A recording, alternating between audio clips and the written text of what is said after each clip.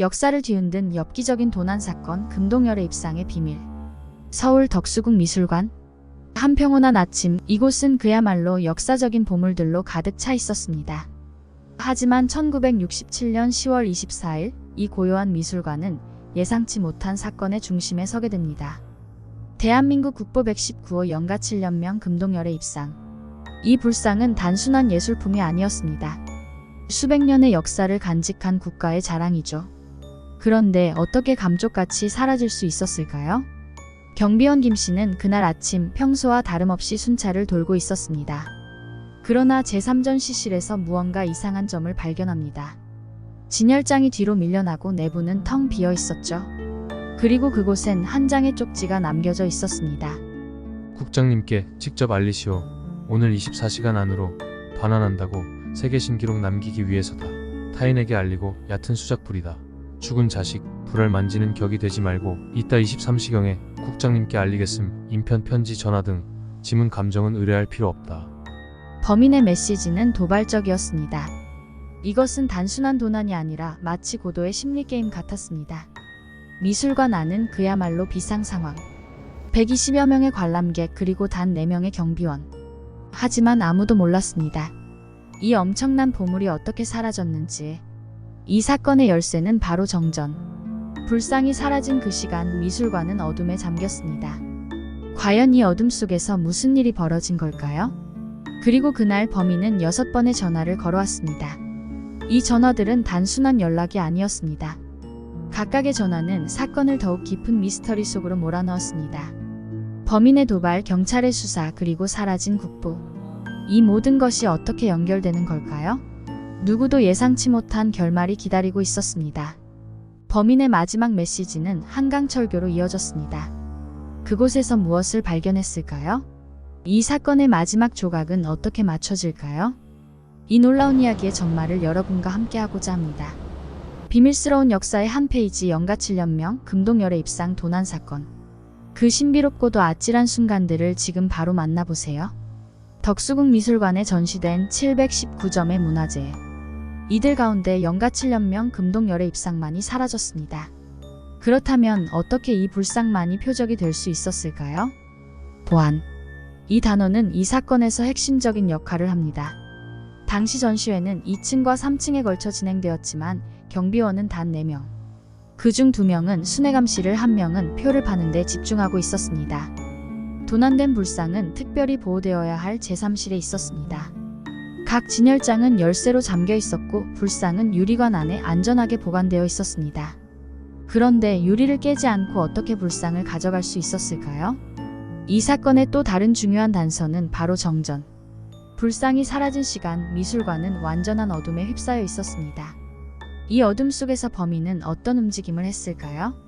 사건 당시 제3실에는 15명의 관람객이 있었습니다. 그러나 누구도 불상이 사라지는 순간을 목격하지 못했습니다. 이는 범인이 매우 치밀하고 빠르게 행동했음을 의미합니다. 그리고 범인은 통화를 통해 자신의 존재를 드러냈습니다. 각 전화는 사건의 심오한 미스터리를 더욱 깊게 만들었습니다. 이러한 범인의 행위는 단순한 도난을 넘어 심리적인 게임을 연상시킵니다. 이 사건은 단순한 범죄가 아니었습니다. 여기엔 범인의 복잡한 심리와 계획이 숨어 있습니다. 어떤 동기가 범인을 이토록 대담한 범행으로 이끌었을까요? 하나의 불상, 여러 가지 수수께끼. 이 모든 것이 어떻게 맞물려 있는지 우리는 조금씩 그 실마리를 풀어갈 것입니다. 국보 제119호 영가칠련명 금동열의 입상 도난 사건. 이 미스터리는 여전히 많은 질문을 남깁니다. 그 해답을 찾기 위한 여정은 계속됩니다. 범인은 사건 당일 미술관 국장에게 연이어 전화를 걸었습니다. 이 전화들은 단순한 의사소통 이상의 것이었죠. 범인은 마치 숨바꼭질을 하듯 메시지를 통해 수사를 조롱하고 있었습니다. 국장 집에 있나? 이어진 전화들은 더욱 교묘해졌죠. 덕수궁에 갔다 해서 전화하는데 국장 계십니까? 그의 목소리는 차분했지만 그 안에는 숨겨진 긴장감이 배어 있었습니다. 유네스코 회관 건너편 태궁다방 입구에 쪽지가 있으니 와서 보시오. 이 메시지는 사건의 전환점이 되었습니다. 범인은 국장에게 직접 만나자고 요구했죠. 이는 단순한 도난을 넘어 심리적 대결로 변해갔습니다. 경찰과 수사관들은 이 메시지들을 분석했습니다. 범인의 목표는 무엇일까요? 그는 왜 이토록 복잡한 방법으로 소통을 시도하는 것이었을까요? 20시에 역 정문 앞에서 만나자. 쪽지 속 범인의 지시는 점점 구체적이고 대담해졌습니다. 그의 계획은 예측 불가능했죠. 모든 것이 신중하게 계산된 듯 보였습니다. 그리고 마지막 전화. 오늘은 불안해서 안 되겠다. 미안하다. 돌려주겠다. 범인의 마지막 말은 미스터리를 더욱 깊게 했습니다. 이 모든 것이 범인의 계획이었을까요? 아니면 또 다른 무엇이었을까요? 이 불가사의한 도난 사건은 우리 모두에게 수수께끼를 남겼습니다. 범인의 진짜 의도는 무엇이었을까요? 이야기는 계속됩니다. 그 답을 찾아가는 여정에 여러분도 함께 해주세요. 서울의 한복판 한강철교 아래. 이곳은 곧 역사적인 발견의 장소가 됩니다. 하지만 그 전에 범인의 마지막 메시지가 모든 것을 바꿉니다. 밤 23시 5분 하 국장 집에 전화벨이 울립니다. 하 국장의 부인이 받아 남편에게 수화기를 넘깁니다. 범인은 다음과 같이 말합니다. 순금인 줄 알았는데 아니고 세상도 떠들썩하니 양심의 가책을 느껴 견디기 힘들다. 이제는 그것이 어디에 있는지 알려줄 테니 잘 듣기 바란다. 한강철교 제3교각 16번과 17번 받침대 사이 모래밭. 이 메시지는 단순한 전화가 아니었습니다. 범인의 심리적 갈등과 극적인 반전을 알리는 신호였죠. 한강철교 아래 범인이 지정한 장소. 국장과 그의 부인은 조심스럽게 모래밭을 뒤집니다. 이 순간 긴장감은 최고조에 달합니다. 그리고 거기 비닐봉지에 쌓인 채 빛나는 영가 7년명 금동열의 입상. 이 불상은 단지 사라졌던 문화재가 아닙니다. 이는 범인과 사회의 역사와의 복잡한 관계를 상징하는 것이었죠. 이 사건은 우리에게 무엇을 말해주는 걸까요? 범인의 마지막 메시지와 불상의 회수는 단순한 종결이 아닙니다. 이는 우리 모두에게 문화재의 가치와 그 보호의 중요성을 다시 한번 일깨워줍니다.